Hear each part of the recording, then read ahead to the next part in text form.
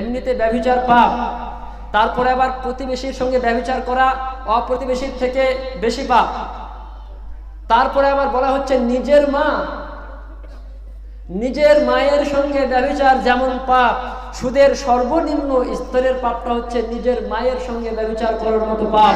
তাহলে সুদের যে আরো 71টা মানে 72-এর বেশি স্তর, তাহলে উঁচু উপরকার স্তরগুলো কি অবস্থা, কত ভয়ঙ্কর পাপ সেগুলো আমরা কেউ ভেবেছি? সম্মানিত উপস্থিতি, সুদে টাকা খাটাইয়েন না, দুনিয়াতেও ধ্বংস হবেন আর পরকালে আপনার একেবারে শেষ। অতএব আসুন আমরা যে যতটা পারি আমরা সুদ থেকে নিরাপদ দূরত্ব অবলম্বন করি, নিরাপদ দূরত্বে অবস্থান করি। আল্লাহ আমাদের সকলকে সেই সম্মতি দিন, বলুন আমিন। এরপরে রয়েছে হারাম উপার্জনের আর একটি মাধ্যম, মাপে ওজনে কম দেওয়া। মাপে ওজনে কম দেওয়া। আপনাদের কাশিমনগর গ্রাম ভালো গ্রাম, এখানে প্রচুর আল্লাহওয়ালা মানুষ রয়েছেন, দিনী ব্যক্তি অনেক রয়েছেন, তবে বেশিরভাগ গ্রামটাই ব্যবসা নির্ভর। আপনাদেরকে বেশিরভাগ ক্ষেত্রে জিনিসপত্রের ওজন করতে হয়, মাপ করতে হয়। এই ওজন বা পরিমাপ করতে গিয়ে দেওয়ার সময় কম আর নেওয়ার সময় বেশি এরকম করবেন না, এটা জঘন্যতম অপরাধ। আল্লাহ তাআলা বলছেন যে ওয়াইলুল লিল মুতাফফিফিন আল্লাযীনা ইযা ইক্তালু আলান নাসি ইস্তাওফুন ওয়া ইযা কালুহুম আও ওয়াজানুহুম ইখসিরুন। যারা মাপে বা ওজনে কম দেয় তাদের জন্য রয়েছে ওয়াইল নামক জাহান্নাম, অথবা তাদের জন্য রয়েছে দুর্ভোগ। আল্লাযীনা ইযা ইক্তালু আলান নাসি ইস্তাওফুন, যখন তারা মানুষের কাছ থেকে মেপে নেয় তখন তারা পরিপূর্ণ নেয়, যখন নিচ্ছে তখন ঠিকঠাক নিচ্ছে, কম নেয় না। ওয়াইদা কালুহুম, কিন্তু যখন তারা আও ওয়াজানুহুম মেপে বা ওজন করে মানুষকে দিচ্ছে, ইউখসিরুন, তখন কম দিচ্ছে। এই লকডাউনের মাঝে আমি একদিন বাজারে এসেছিলাম, আমাদের বাড়ির কাছেই বাজার, তো মাছ কিনতে এসেছিলাম। ছোট মাছ, আমাদেরকে বাটা মাছ বলে, ওই বাটা মাছ কিনলাম আমি। তো ক্যারিতে ভরে দিল লোকটা, আমাকে ওজন দেখিয়ে দিল, কিছু টাকা খুচরো বেশি হচ্ছিল, ওর কাছে ছিল না, তাই আমাকে বলছে ঠিক আছে আমি দিলাম না, দেখেন একটা মাছ বেশি দিয়ে দিলাম। তাই আমাকে ওজনটা দেখিয়ে দিল এইভাবে, বলছি মাছ বেশি দিবে, আমার কিন্তু বিশ্বাস হয় না, বেশি তো দেবে না। আমি দেখি সত্যি কি বেশি দিয়েছে না দেয়নি। আমি বাড়িতে কিন্তু ওজন করলাম, মাকে বললাম মা ডাইনি বাটখারা একটু দাও তো, নিয়ে আমি ওজন করলাম, দেখলাম ওই বেশি দেওয়ার পরে আমি যতটা মাছ কিনেছি ততটা সমান সমান হলো। তার মানে যেটাও বলছে বেশি দিলাম ওটা বেশি দেয়নি, ওটা আমাকে মানে আগে ঠকাচ্ছিল। ওই বাড়তি টাকা দেওয়ার ফলে ওটা দিল, বেশিটা দিয়ে সমান সমান হলো। এই তো অবস্থা। কখন তারা হাতের মানে কৌশলের মাধ্যমে তারা কম দিয়ে দিচ্ছে, এটা আজকাল প্রত্যেক ব্যবসায়ী আমরা করছি।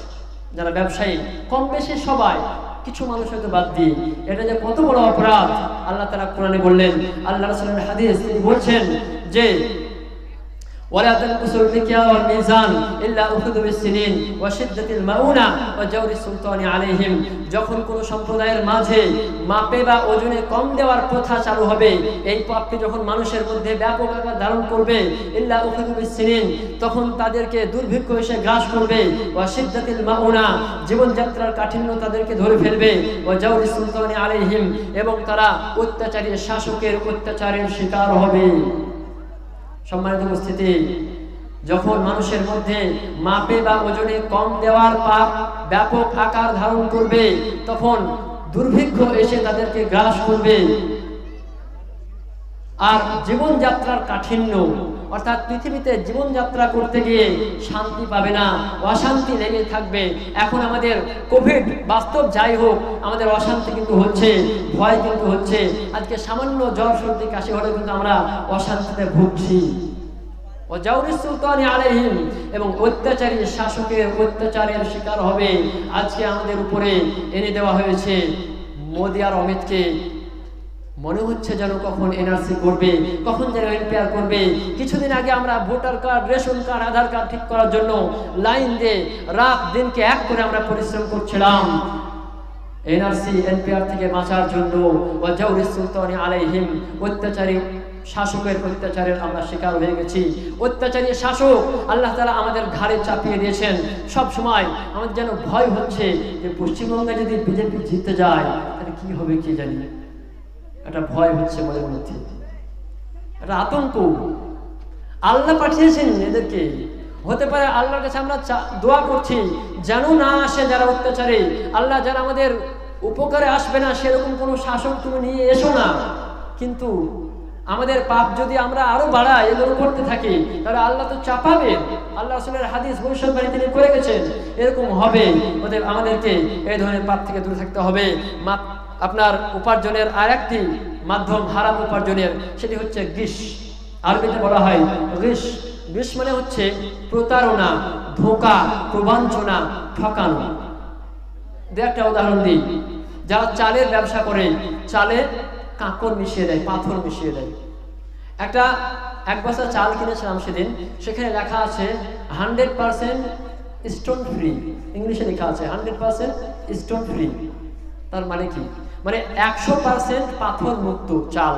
তার মানে বোঝা যাচ্ছে যে ওই চালটা ও কোম্পানি বলছে এতে কোনো পাথর নেই, তার মানে চালে পাথর থাকে।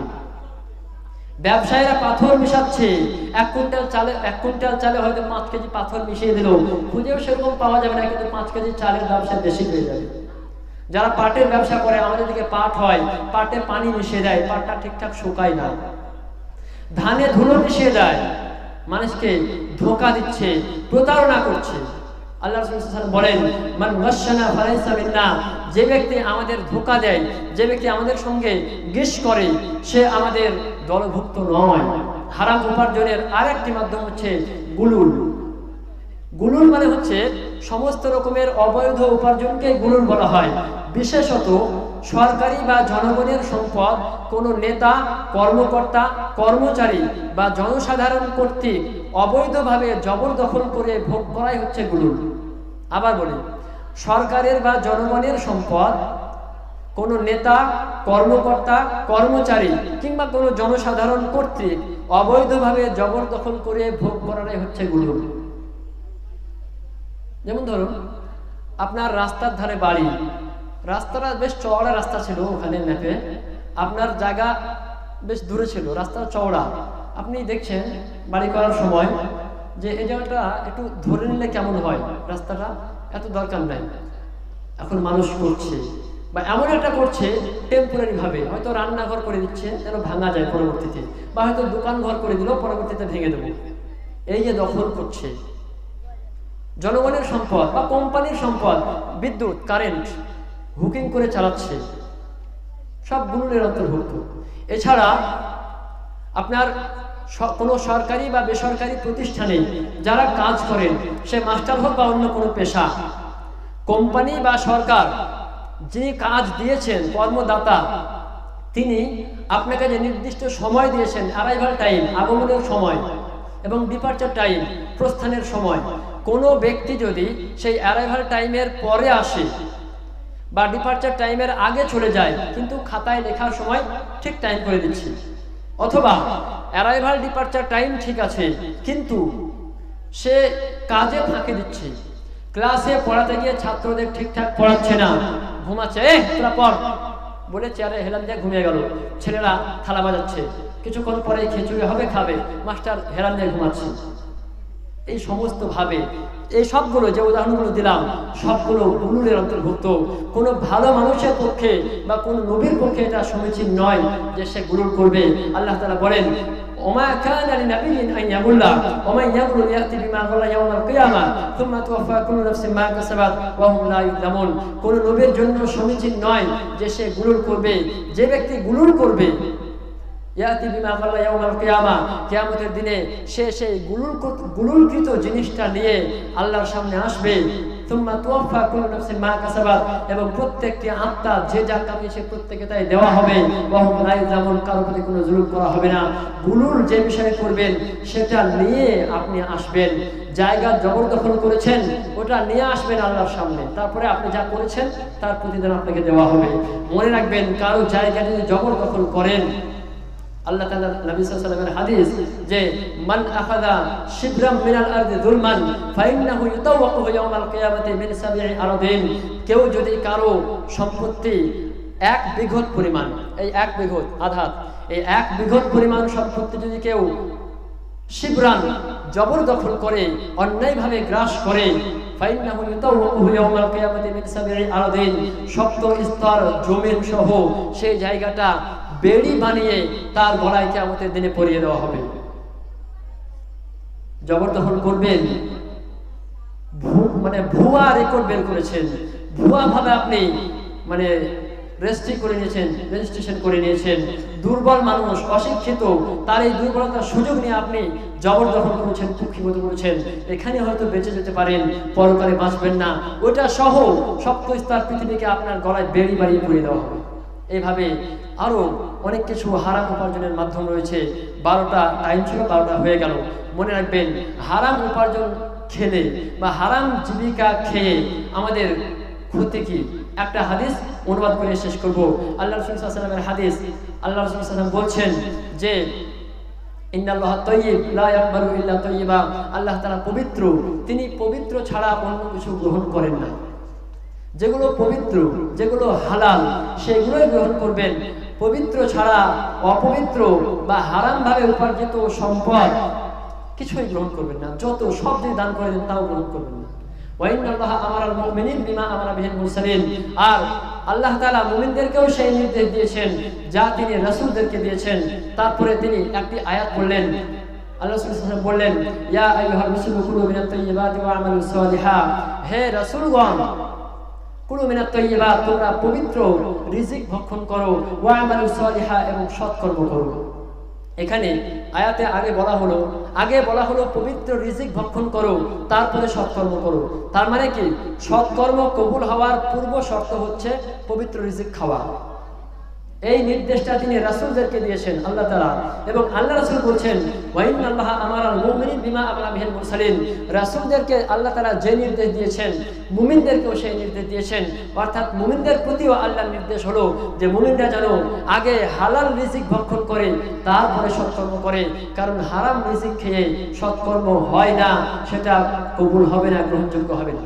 তারপরে আল্লাহ রাসূল সাল্লাল্লাহু আলাইহি ওয়াসাল্লাম সুম্মা যাকারা রাজুলা, একজন ব্যক্তির উল্লেখ করলেন, আলোচনা করলেন। ইউতিলুস সাফারা, সেই ব্যক্তি লম্বা সফর করে, দীর্ঘ সময় সফর করে এসে আল্লাহর ইবাদতে মগ্ন হয়েছে। ইয়ামুদ্দু ইয়াদাইহি ইলাস সামা, আকাশের দিকে দুই হাতকে উত্তোলন করে উঠে বলছে, রব্বি রব্বি, প্রভু গো আমাকে ক্ষমা করো, প্রভু গো আমাকে ক্ষমা করো, খুব আল্লাহর কাছে দোয়া করছে। আল্লাহ রাসূল বলছেন ওয়া মাতআমুহু হারাম, তার খাদ্য, যে খাবার সে খেয়েছে সেগুলো হারাম।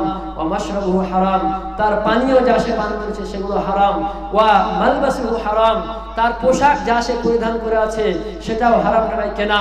ওয়া গুদিয়া বিল হারাম, যে খাবার খেয়ে সে পুষ্টি লাভ করেছে, তার নিউট্রিশন হয়েছে, সেটাও হারাম। ফাআন্না ইউস্তাজাবু লিযালিক, তার এই দোয়া কিভাবে কবুল হতে পারে? তাহলে আপনি হারাম ভাবে উপার্জন করে ধনী হবেন, দান করে দিলেন মসজিদে মাদ্রাসায়, জনসাধারণের প্রচুর কল্যাণ করে দিলেন, মানুষের দৃষ্টিতে মনে হচ্ছে আপনি খুব ভালো হয়ে গেলেন, কিচ্ছু কবুল হবে না। মনে রাখবেন, হারাম জিনিস দ্বারা হারাম পবিত্র হয় না। প্রস্রাব, আপনার কাপড়ে পায়খানা লেগে আছে, আপনি প্রস্রাব দ্বারা ধুয়ে নিলেন, পায়খানাটা হয়তো উঠে যাবে কিন্তু পবিত্র হবে না। অপবিত্র জিনিসকে পবিত্র জিনিস দিয়া, পায়খানাকে প্রস্রাবকে পানি দিয়ে ধৌত করতে হবে, তবেই পবিত্রতা অর্জন হবে।